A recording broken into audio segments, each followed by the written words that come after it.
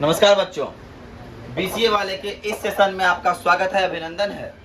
और आज हम लोग पढ़ रहे हैं, ये क्लास 9वीं के फिजिक्स को पढ़ रहे हैं। ये फिजिक्स का तीसरा अध्याय है, इसका नाम है बल तथा गति के नियम।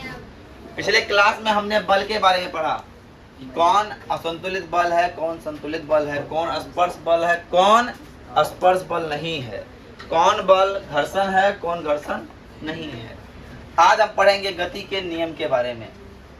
देखिए, गति का पहला नियम, न्यूटन ने गति के 3 नियम दिए हैं। न्यूटन नाम का एक वैज्ञानिक हुआ जिन्होंने गति के 3 नियम दिए। पहला नियम बोलता है, कोई वस्तु, ध्यान समझिएगा, कोई वस्तु विरामावस्था अथवा सरल रेखा में गति की अवस्था को बनाए रखती है जब तक कि उस पर कोई बाह्य असंतुलित बल कार्य न करे। अगर ये मेरा चेयर अगर है तो चेयर गति में है तो गति में है, या फिर विराम में है तो विराम में है। साइकिल तुम्हारा विराम में रहता है तो साइकिल को छोड़ना छोड़ दो, पैडल मत मारो। क्या साइकिल चल जाएगा? साइकिल चलेगा? इसका मतलब है कि वो विरामावस्था में है तो विरामावस्था में ही रहेगा।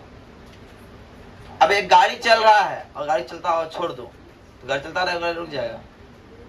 गाड़ी रुकता है, लेकिन गाड़ी रुकता है इसलिए है क्योंकि इसमें घर्षण बल काम करता है। घर्षण बल ना हो तो गाड़ी भी रुकेगा, धक्का देंगे जिंदगी भर चलते रहेगा, है ना।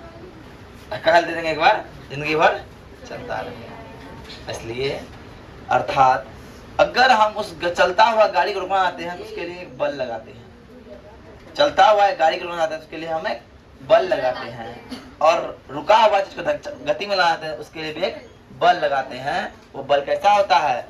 बाहरी होता है, असंतुलित बल होता है। कैसा बल होता है? असंतुलित मतलब क्या? अगर इसको हिला, इसके जितना दम इसमें है इतना ही बल लगाए कि हिल न रहा है, ये संतुलित। और इतना बल लगाए कि हिल गया, ये हो गया असंतुलित। बात समझिए क्या है? प्रत्येक वस्तु अपनी विराम की अवस्था अथवा सरल रेखा में एक समान गति की अवस्था को बनाए रखती है जब तक कि उस पर कोई बाहरी असंतुलित बल कार्य ना करे। इसे क्या कहते हैं? न्यूटन के गति का पहला नियम कहते हैं। पहला नियम कहते हैं। ठीक है, अब आते हैं मेज पे रखा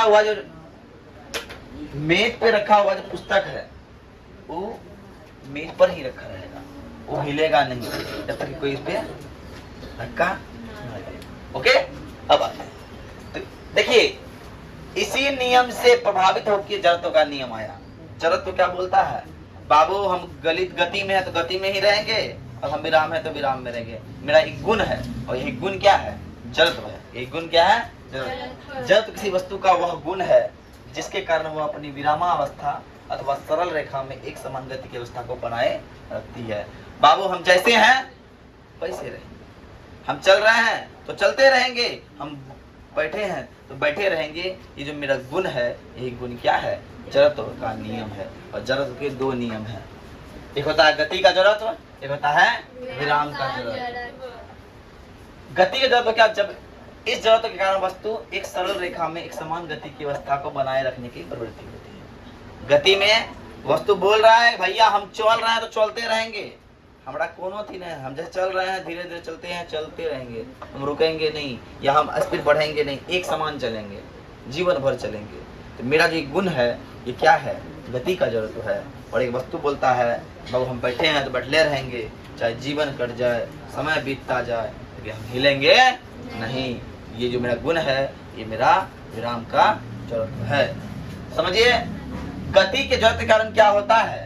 चलती गाड़ी के अचानक रुक जाने से यात्री आगे कुछ होता है, गाड़ी रुकता होगा ऐसे करती है, ऐसे करती है, होता है कि नहीं? ये हो गया किस जड़त्व? गति का जड़त्व का उदाहरण। और दौड़ता हुआ व्यक्ति एकाएक नहीं रुकता, दौड़ता अचानक रुकती है नहीं, स्पीड कम होता तब रुकती है ना। ये क्या हुआ? या तो दौड़ता हुआ व्यक्ति अचानक दौड़ते हुए आगे ऐसे हो जाती है, ऐसे होती है क्या? आगे रुकती है कि नहीं? ये भी क्या है? गति का जड़त्व है। अर्थात क्या? तुमने अपने पैर को तो रोका, लेकिन तुम्हारा शरीर तो गति में था, वो झुक गया। अब चलती हुई बस से बाहर कूदते समय सावधानी की आवश्यकता है। जब बाहर कूदते हैं हम लोग क्या करते हैं, दौड़ते रहते हैं, है ना। दौड़ अचानक उतर के कूद के खड़ा हो जाना तो एक्सीडेंट है कि नहीं। लंबे कूद में खिलाड़ी का पहले तेज दौड़ना होता है, तब वो लंबे कूदता है, आया तब दौड़ता है, तब वो लंबी कूद होता है। ओके, अब आते हैं विराम की जरूरत में। बस का अचानक विराम में आ गया, बस अचानक चलने पर, विराम में हम खड़ा हैं, विराम का जरूरत में हम हैं और अचानक बस चल आता है, ऐसे हो जाते हैं, होते हैं कि नहीं, पीछे की होते हैं कि नहीं। ये हो गया विराम का जरूरत। अब कंबल को विराम में रहता है और अचानक से पूरा मारते गए गति में लेते आए, उससे क्या होता है, कण क्या होता है, गति में आता है, उससे कण जो निकलने लगता है, गंदा पन्ना निकलता है ना। हाँ, और पेड़ की शाखा को जोर जोर से हिलाते जब है, ढेरी आम गिरता है। क्या सुमन आम गिराई है, हम देखे थे एक बार। आम कब चल जाती थी, समझ में आया बात ना, क्या जी, तो समझ में आया, हाँ छोटी बच्ची समझ में आया। चलिए, तो आज के लिए इतना ही। जय हिंद, जय भारत। होमवर्क ले लीजिए। होमवर्क ये है कि कल फिजिक्स का नोट्स आप सबके पास होना चाहिए।